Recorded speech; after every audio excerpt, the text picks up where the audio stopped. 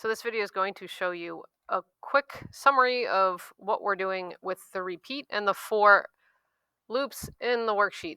The first question is asking you, how are these blocks different from the start block? So if you look at these blocks, they have the little notch in the top, rather than if you look at, say, one of these blocks that are flat topped. That's because these flat tops are starting blocks and will run commands within them, whereas these commands have to be nestled within one of these starting blocks. That's why they have the divot to indicate that they have to have a command line before and after that block.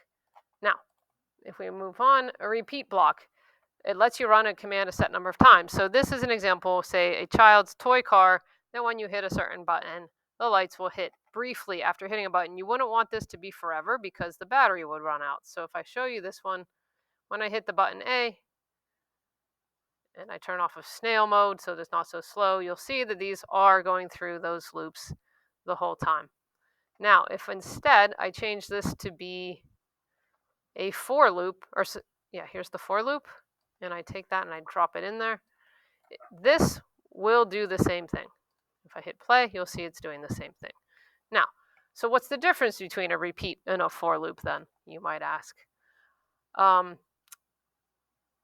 Before I get to that, though, I want to explain neopixel addresses. So if you look at neopixel address, each neopixel has what we can consider almost like a street address. This is number 0, 1, 2, 3, and so on.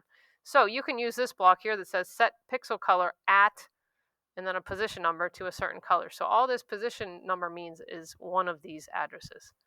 So now that you know that, if we move on and we look at the code I just wrote,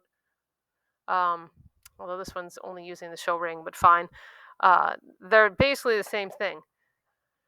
The for loop, though, has the added benefit that it has what's called an index value, which means every time it runs through this loop, the index value goes up. So this loop here will run 10 times.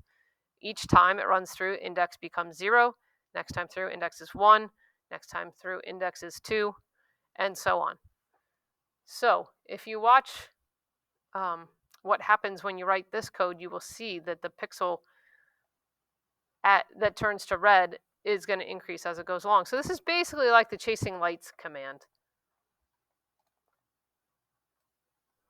Another example of this is what you saw in the video.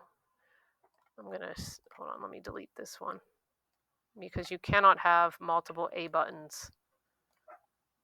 So if I come over here and I change this to button A, just like in the video that is linked on this page and shown in that video, if you play this right here and you hit button A, it's going to blink 3 times at position 0. That's because it says set pixel color at 0 to red, then black, then red, then black, and it does that 3 times. However, if I hit button B, which is going to run through this code, you're going to see, and that was very fast, so let me increase this wait time in between. If I hit button B again, you're going to see it goes up. So let me put this on snail mode, actually. So now if I hit button B, you're going to see it's going to come through. It sets 0, and now the second time through, it sets it at position 1, and the third time through, it sets it at position 2. So that's what a for loop will do for you. It allows you to use this number that increases every time it runs through the code in a way that you can use it to your advantage. So that's what that code will do. So now, if you want, you could make your own chasing light code using whatever colors you want by writing this code right here. So you could set all pixels to a certain color and then set the pixel color at an index to a different color so that you can scroll around the board. So your challenge is to write the code shown here so that its chasing lights are using colors other than red and white. And you could use, when could you use this rather than the photon forward? We'll go over the color section next.